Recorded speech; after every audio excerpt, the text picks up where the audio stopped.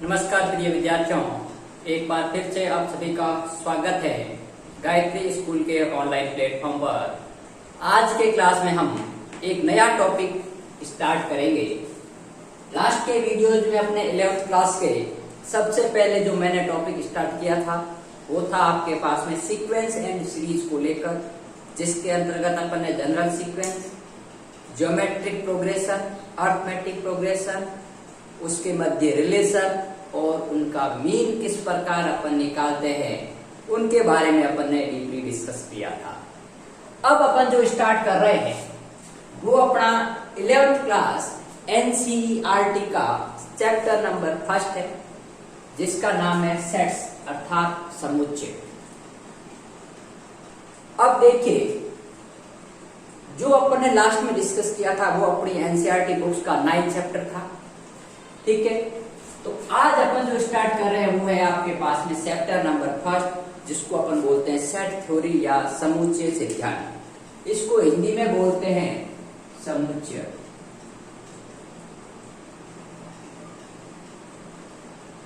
अब देखिए ये होता क्या है। वैसे यदि इसकी नॉर्मल डेफिनेशन देखी जाए मैथमेटिकली फॉर्म से नहीं, तो ये एक आपके पास में कलेक्शन को रिप्रेजेंट कर रहा है, संग्रह को रिप्रेजेंट कर रहा है, किसी भी वस्तुओं के संग्रह को। अब देखिए, अपन कलेक्शन को तो अपन समूह भी कह सकते हैं, तो आपके पास में समूह और समुच्चय में फर्क क्या है?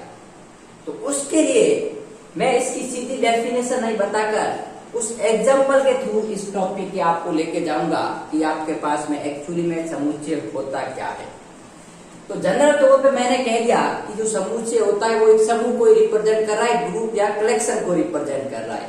अब वो कलेक्शन किस प्रकार का हो ताकि वो समूह से ऊपर उठकर या फिर आपके पास में जो मॉडिफाइड रूप होता है कलेक्शन का वो आपके पास में क्या कहलाता है? सेट कहलाता है। अब देखिए उसकी डेफिनेशन अपन किस प्रकार देते हैं। तो जनरली यदि मैं बात करूं तो अपन कह सकते हैं कि जो अंग्रेजी वर्णमाला होती है, अंग्रेजी वर्णमाला के व्यंजनों या स्वर, जिसको अपन बोलते हैं वोवल्स, स्वरों का समूह, the collection of vowels of English alphabet. एक बात मैंने ये लिखी है, ध्यान देना, ठीक है। दूसरी बात मैंने लिखी है, प्रथम 5 प्राकृत संख्याएं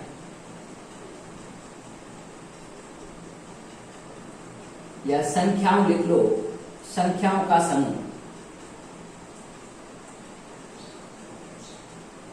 या ऐसे भी लिख सकते हो सीधा प्रथम 5 प्राकृत संख्याएं, या अपन कह सकते हैं 11 से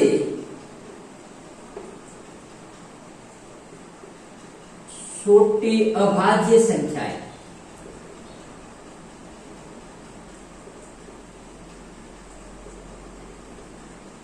ठीक है। चौथी बात मैं लिखता हूं, विश्व में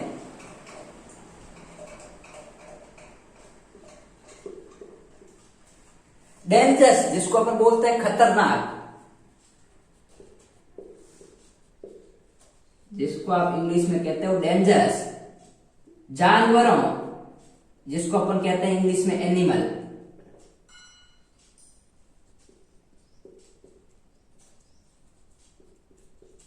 का समूह। एक अपन कहते हैं, 5वीं बात कह रहे हैं कि बाजार में उपलब्ध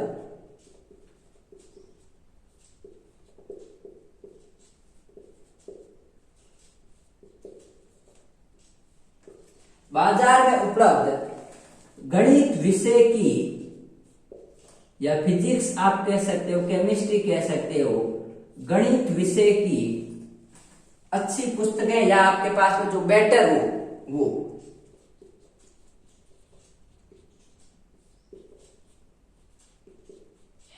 अब मैंने देखिए 5 बातें यहां लिखी है, ठीक है। यदि अपन सीधे तौर से देखे जाए तो वोवल्स का समूह अपन को पता है, ये भी कलेक्शन है।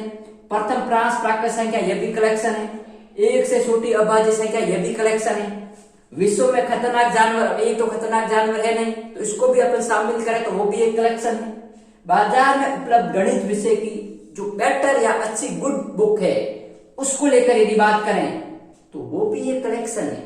तो फिर क्या फर्क है इन 500 में से कौन सा है वो जनरल समूह को रिप्रेजेंट करेगा और किस में से अपन कौन से जो टॉपिक है उसको अपन सेट के अंतर्गत ला सकते हैं।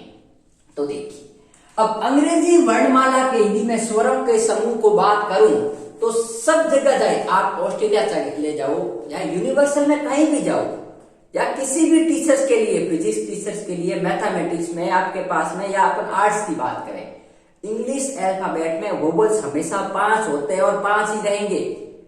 शुरुआत से जब इनकी स्टडी की गई है वहां से लेकर सभी पर्सन्स के लिए, मेरे लिए भी 5 है, आप स्टूडेंट्स लोगों के लिए भी 5 है, अदर्स लोग जितने भी है, मतलब यदि अपन यूनिवर्सल या विश्व की बात करें तो जितने भी स्टडी कर रहे हैं इंग्लिश अल्फाबेट की उन सभी के लिए वोवेल्स, नंबर ऑफ वोवेल्स 5 है।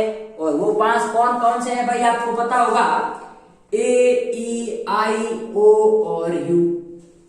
अब देखिए, ये जो डेफिनेशन है वो सबके लिए यही लागू हो रही है। ऐसा कोई नहीं कह सकता कि आपके पास में आई को हटाकर जे कर दो, कहीं नहीं लिखा हुआ है। ये यूनिवर्सल बात है कि अंग्रेजी वर्णमाला के जो वोवेल्स है, स्वर है, ये 5 ही है, इसके अलावा कोई दूसरा नहीं आएगा। ठीक बात, अपन ने कह दिया कि ये आपके पास में फिक्स हो गया कि यही होते हैं, मतलब जो डेफिनेशन है वो एक फिक्स हो गई, वेरी नहीं कर रही है कि मेरे लिए अलग है आपके लिए अलग है, सबके लिए समान है, मतलब एक कांस्टेंट हो गया। यहां पर यदि मैं बात करूं प्रथम 5 प्राकृत संख्या है। अब देखिए, प्राकृत संख्या आपको पता है कहां से स्टार्ट होती है, 1 से स्टार्ट होती है। तो प्रथम बोल रहा हूं तो 1, 2, 3, 4, 5। अब चाहे आप कहीं भी चले जाओ, विश्व के किसी भी कोने में, किसी भी स्कूल में, किसी भी यूनिवर्सिटी में, तो प्रथम 5 प्राकृत संख्याएं वही रहेगी जो अपन के लिए, सबके लिए इक्वल है। और कहां से कहां तक है, प्रथम बात करें तो 1 से लगाकर 5 तक 5 हो गए, 1 से लगाकर 10 तक 10 हो गए, या 10 से 20 तक तो आपके पास में 10, 11, 13, तो सबके लिए यूनिवर्सल बात कह रहा हूं। अब देखो, ये भी डेफिनेशन है वो वेरी नहीं कर रही है, ऐसा नहीं है कि सबके लिए अलग अलग है, सबके लिए कांस्टेंट है, इक्वल है। अब 11 से छोटी अभाज्य संख्या है। अब सबसे छोटी अभाज्य संख्या कौन सी है भाई, अपन को पता है कि 2 है, अपन ने नंबर सिस्टम में पढ़ रखा है।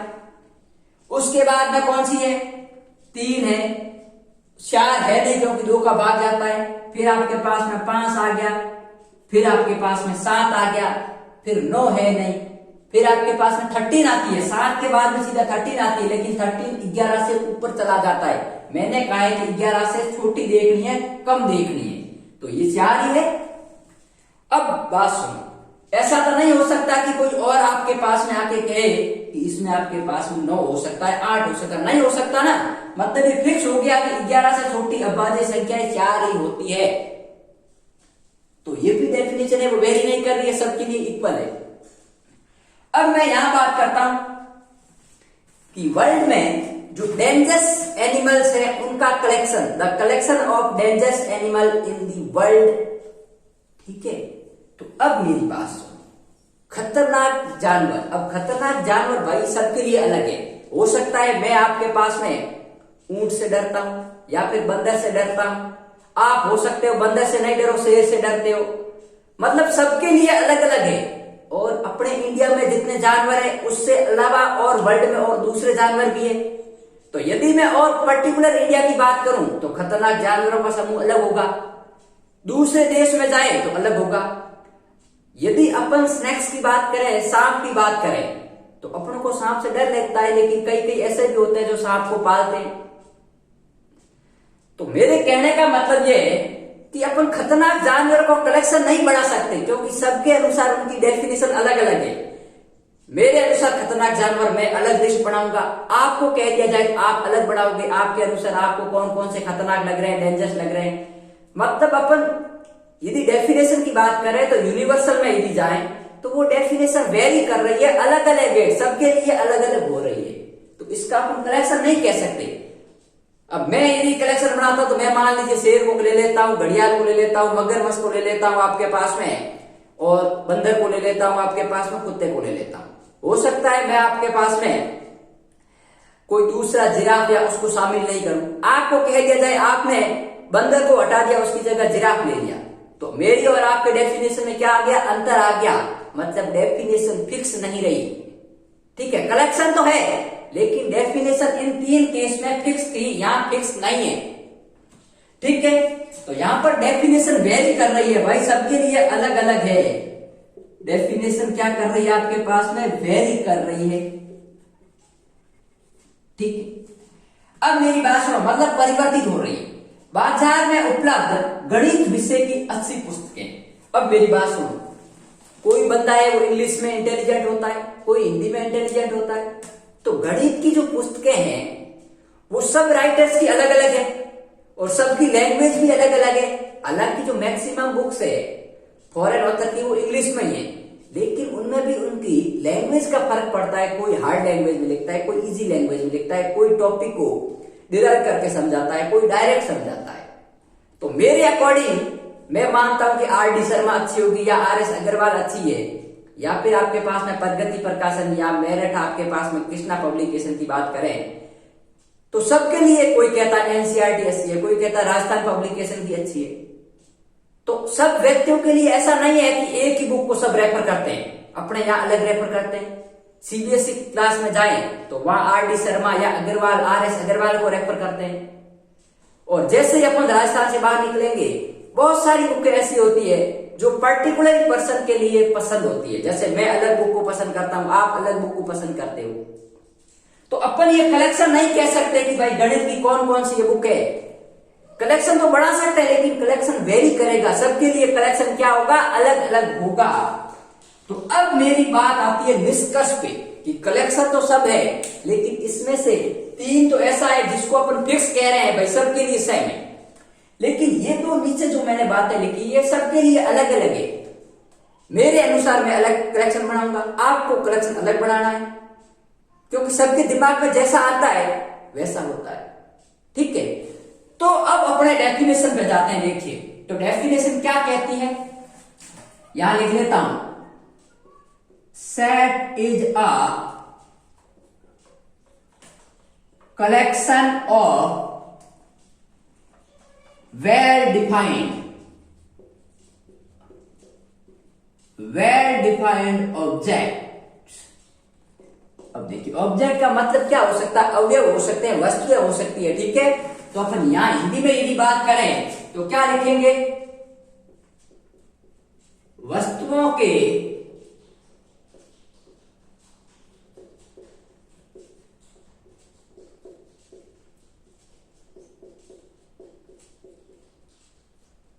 सुपरिभाषित संग्रह को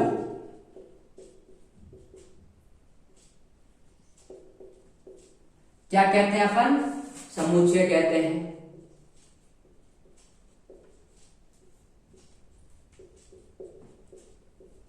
अब बात हुई, ये वर्ड आया है, संग्रह तो आ रहा है, वस्तुओं का संग्रह, यहां पर भी वस्तुओं का ही संग्रह है, क्योंकि बुक्स क्या है, एक थिंग्स है, वस्तु है। सॉरी। अब देखिए तो इसका क्या मीन है भाई, सुपरिभाषित, इंग्लिश में कहें तो वेल डिफाइंड। ये एक वर्ड नया आया है। तो वेल डिफाइंड का मतलब ये होता है कि डेफिनेशन शुड नॉट वेरी, मतलब उसकी परिभाषा है वो वेरी नहीं करनी चाहिए, सबके लिए सेम होनी चाहिए, अलग अलग नहीं होनी चाहिए। Definition should not very. ठीक है, इसका मतलब क्या हो गया कि 1, 2 और 3, ये तो तीन तो सेट है, क्योंकि इसमें डेफिनेशन सबके लिए सेम है, वेरी नहीं कर रही है। लेकिन इन दोनों के लिए डेफिनेशन वेरी कर रही है, तो ये सेट के अंतर्गत इसको अपन नहीं कंसीडर करेंगे। तो अब अपनी जाके बात आई है, मैंने कहा मैं एग्जाम्पल के थ्रू आपको डेफिनेशन पे लेके आऊंगा। ठीक है, तो भाई यूनिवर्सल में यदि बात करें और किसी भी थिंग्स के कलेक्शन को लेकर अपन बात करें और उनकी डेफिनेशन यूनिवर्सल में सब जगह सेम आ रही है, वो वेरी नहीं कर रही है, तो उसको अपन क्या कहेंगे, सेट कहेंगे, समुच्चय कहेंगे। ठीक है, वेल डिफाइंड का मतलब ये होता है कि डेफिनेशन उसकी वेरी नहीं करनी चाहिए। या अंग्रेजी वर्णमाला है तो इसमें आप कहीं पर भी चले जाओ वो 5 ही है तो 5 ही रहेंगे। ठीक बात। तो ये था आपके पास में सेट का इंट्रोडक्शन, डेफिनेशन का, सिर्फ सेट का इंट्रोडक्शन नहीं कह सकते, सिर्फ और सिर्फ उसके डेफिनेशन का इंट्रोडक्शन कि अपन उस टॉपिक पर आए कैसे। अब मेरी बात सुनो, आपने कह दिया कि ठीक है भाई ये बात हो गई। अब क्या आपके पास में जो समुच्चय होगा उनको अपन ऐसे लिखेंगे, कैसे, इनका लिखने का तरीका क्या है, इनको अपन निरूपित कैसे करेंगे। एग्जाम में क्वेश्चन आ जाता है अंग्रेजी वर्णमाला के स्वरों का समुच्चय, तो आप ऐसे सीधा लिख के आओगे या इन्हीं को किसी फॉर्मेट के अंतर्गत लिखा जाए, ठीक है, इसका कोई निरूपण किया जाए, तो उसको लेकर अपनी बात करेंगे कि दो आपके पास में इनके निरूपण के 2 रूप है, जिसमें पहला आपके पास में आता है रोस्टर रूप और सेकंड आता है आपके पास में सेट बिल्डर फॉर्म। उससे पहले मैं आपको यह बता देता हूं कि आपके दिमाग में एक क्वेश्चन आ रहा होगा कि आखिर अपन इस सेट थ्योरी को पढ़ते क्यों है भाई, कहां जरूरत पड़ी है अपन को। अपन कह रहे हैं कि भाई मेरे लिए यदि मैं खतरनाक जानवर की बात करूं, डेंजरस एनिमल की बात करूं, तो मेरे लिए जो मुझे डेंजरस लगते हैं उनसे मैं डर के रहूंगा, हमेशा दूर रहूंगा। तो उसको अपन को यहां अपन मैथमेटिक्स में पढ़ने की जरूरत कहां है। मेरे अनुसार जो गणित की अच्छी पुस्तक है वो मैं पढ़ रहा हूं, दूसरे के अनुसार जो उनको अच्छी लगे वो पढ़ रहे हैं।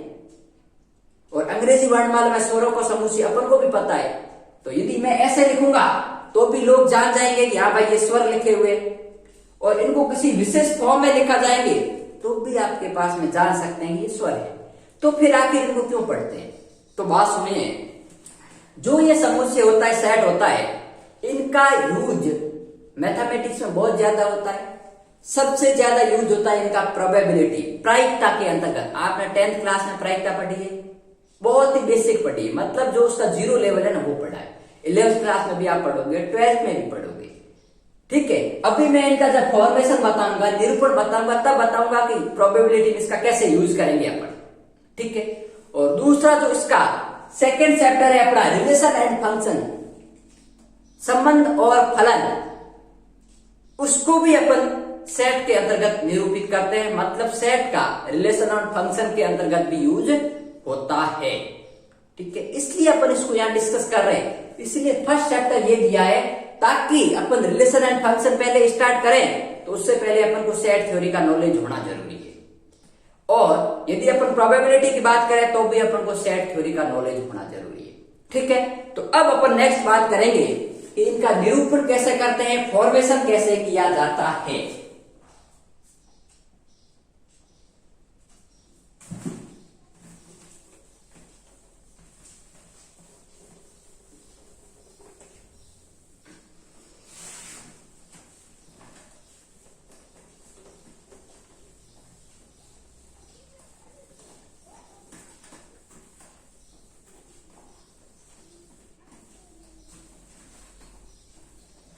आप देखिए, बात करते हैं इसके फॉर्मेशन को लेकर, निरूपण को लेकर, ठीक है।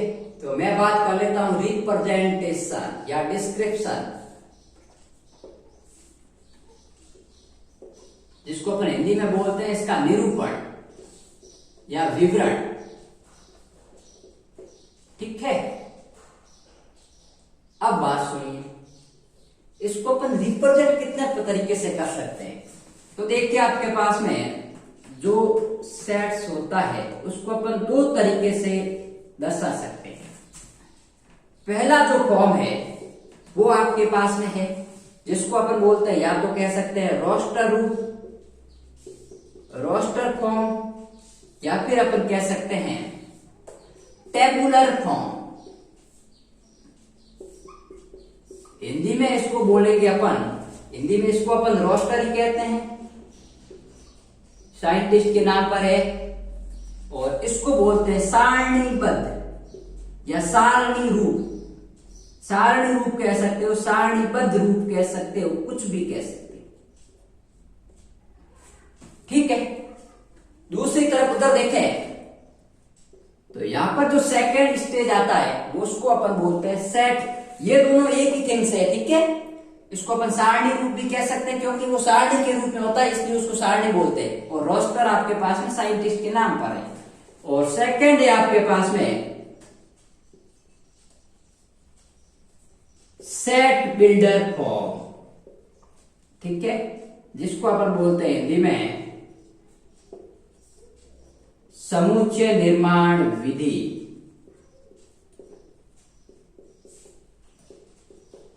ठीक है, ये है आपके पास में इसका हिंदी रूप। अब दोनों अलग अलग है, इसके अंतर्गत अपन कैसे लिखेंगे, इसके अंतर्गत अपन कैसे लिखेंगे, ठीक है। तो पहले अपन बात करते हैं रोस्टर रूप को लेकर। तो यहां पर अपन बात करेंगे टेबुलर फॉर्म या रोस्टर रूप अर्थात सारणी विधि। रोस्टर फॉर्म, बात सुनिए, इस विधि के अंतर्गत या इस रूप में सबसे पहले जो भी आपके पास में एलिमेंट्स है, ठीक है, या जिसको अपन कह सकते हैं वस्तुएं कह सकते हैं, कुछ भी कहो, उनको हमेशा करली ब्रैकेट के अंतर्गत लिखा जाएगा। किसके अंतर्गत लिखा जाएगा?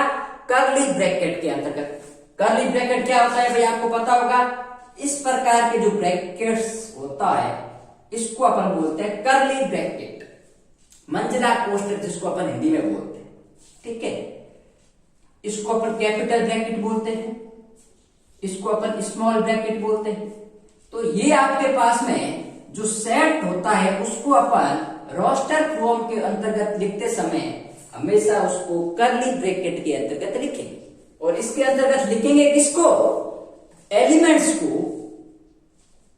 थिंग्स को, जो वस्तुएं हैं या अवयव है उसके नंबर्स को नहीं लिखेंगे, उसके नेमिंग लिखेंगे कि आपके पास में ये थिंग्स ये है, ये थिंग्स ये है, ठीक बात।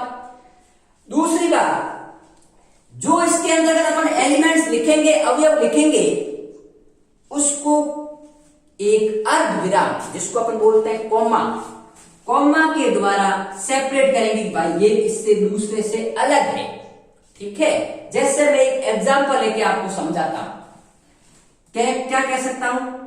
Collection of vowels of English alphabet,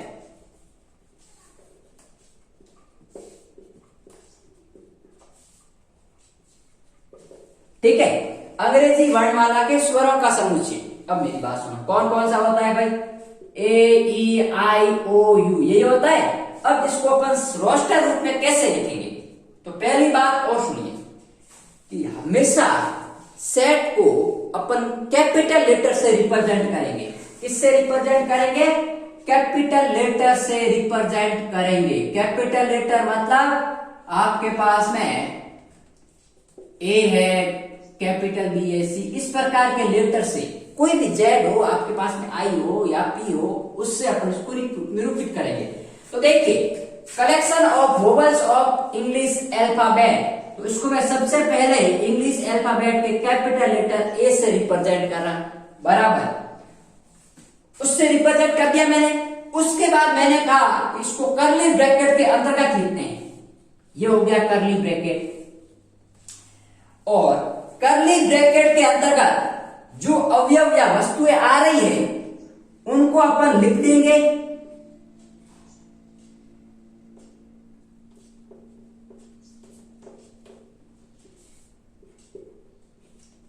और उसके मध्य क्या लगाएंगे अपन? अर्ध विराम लगाएंगे, कॉमा लगाएंगे। तो ये इस प्रकार का जो रिप्रेजेंटेशन होता है सेट का, उसको बोलते हैं अपन टेबुलर फॉर्म या रोस्टर फॉर्म। सबसे पहले बात याद रखनी है कि सेट को हमेशा इंग्लिश अल्फाबेट के कैपिटल लेटर से रिप्रेजेंट किया जाता है।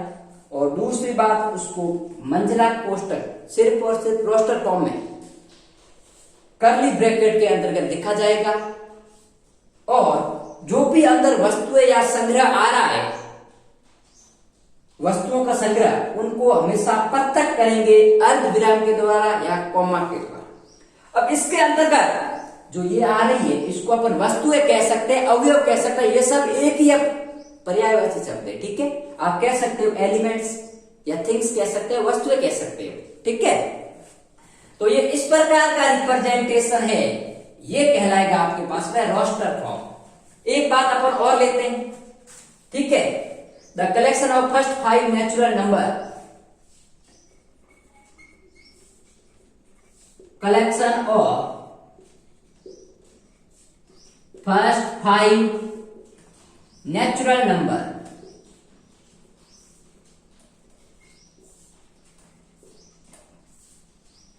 अब भाई हिंदी में लिखना चाहो तो यहां लिखो अंग्रेजी वर्णमाला के स्वरों का समुच्चय, और यहां लिखो प्रथम 5 प्राकृत संख्याएं का समूह। तो देखिए, मैं यदि इंग्लिश अल्फाबेट को कैपिटल ए से यदि रिप्रेजेंट किया जाए, उसके बाद सबसे पहले कर्ली ब्रैकेट। अब कौन कौन से नंबर होते हैं? 1 2 3 4 और 5। तो ये हो गया आपके पास में इसका roster form, collection of first 5 natural numbers को लेकर। ठीक बात। तो देखिए, मैंने जनरली बता दिया कि रोस्टर फॉर्म क्या होता है। अब इसके अंतर्गत 2 बातें और आती है कि रोस्टर फॉर्म लिखते समय जो नंबर्स यदि आपके पास में कभी कभी क्या है 2 बार आ जाता है, मतलब रिपीटेशन हो जाता है, तो रिपीटेशन का कोई मतलब नहीं होता है, कोई मीनिंग नहीं होता है। दूसरी बात, इसमें अवयवों के जो ऑर्डर होता है, क्रम का कोई महत्व नहीं है। यदि अपन ये बात लिखें या इसको मैं ऐसा भी लिखूं तो उसका मीनिंग वही है, आई ओ ई ए और कौन सा बच गया भाई, यू। अब यदि मैं इसको लिखूं तो ये दोनों एक ही सेट को रिप्रेजेंट करेगा, ये भी एक ही है, ये भी एक, मतलब उसका ऑर्डर है वो आगे पीछे हो सकता है, क्रम जरूरी नहीं है कि इंग्लिश अल्फाबेट में पहले ए आ रहा है तो यहां पर भी पहले ए लिखे, कोई जरूरी नहीं है। ठीक बात। जो 5 थिंग्स है उसमें से कोई भी अपन पहले ले सकते हैं, कोई भी लास्ट में ले सकते हैं, मतलब रोस्टर फॉर्म में अवयव या वस्तुओं के क्रम का कोई महत्व नहीं होता है, कोई प्रभाव नहीं होता। ठीक बात। दूसरी बात कि यदि किसी सेट के अंतर्गत कोई एलिमेंट 2 बार आ रहा है या 3 बार आ रहा है तो उसको अपन एक बार ही लिखेंगे, उसकी पुनरावृत्ति नहीं करेंगे। जैसे मैं कह सकता हूं मैथमेटिक्स,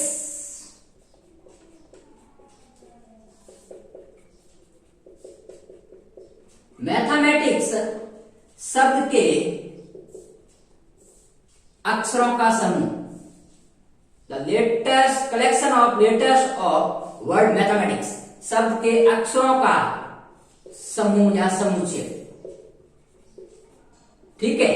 तो क्या आएगा भाई, मान लीजिए मैं ए से रिप्रेजेंट करूं तो अब मेरे सबसे पहले आपके पास जरूरी नहीं है कि एम पहले लिखो, कुछ भी लिख सकते हो। मान लीजिए मैंने एम लिख लिया, उसके बाद ए आ गया, उसके बाद टी आ गया, उसके बाद एच आ गया, उसके बाद आपके पास में ई आ गया, अब उसके बाद वापस एम आ गया। तो अब मैं यहां यदि मान लो एक बार एम लिखता हूं, एक बार ए लिखता हूं, एक बार टी लिखता हूं, एक बार आई लिखता हूं, एक बार सी लिखता हूं, एक बार एस लिखता हूं। अब इसमें से इसको ऐसे भी अपन लिख सकते हैं कि M A T H E. अब एम ये क्या है, दोबारा आ गया, इस एम को खा जाओ, ए भी दोबारा आ रहा है, टी भी दोबारा आ रहा है, आई लिख लो, सी लिख लो और एस लिख लो। तो मतलब मेरे कहने का मतलब यह है कि यदि मैथमेटिक्स शब्द के अक्षरों का समूह आता है तो उसको अपन इस प्रकार लिखें या इस प्रकार लिखें, दोनों एक ही बात है, इसका कोई इफेक्ट नहीं है कि भाई ये सेट है वो इससे अलग है। क्योंकि यहां मैंने कहा है कि रोस्टर रूप में अक्षरों की पुनरावृत्ति का कोई मतलब नहीं होता है, वस्तुओं की पुनरावृत्ति का कोई प्रभाव नहीं पड़ता है। तो यहाँ एम पहले आ चुका है तो दोबारा लिखने की जरूरत नहीं है, ए भी आ चुका है, टी भी आ चुका है, तो जो थिंग्स दोबारा आ जाती है तो उसको लिखने की कोई जरूरत नहीं है, और इसके कर्म अपन आगे पीछे भी कर सकते हैं। ठीक बात। तो ये 2 बातें मैंने बता दी। कल के लेक्चर में उसको आप नोट डाउन करवा दूंगा, लिखवा दूंगा बोर्ड पे कि इसके ऑर्डर का महत्व नहीं होता और इसमें पुनरावृत्ति का कोई महत्व नहीं होता। कल अपन डिस्कस करेंगे सेट बिल्डर फॉर्म्स को लेकर।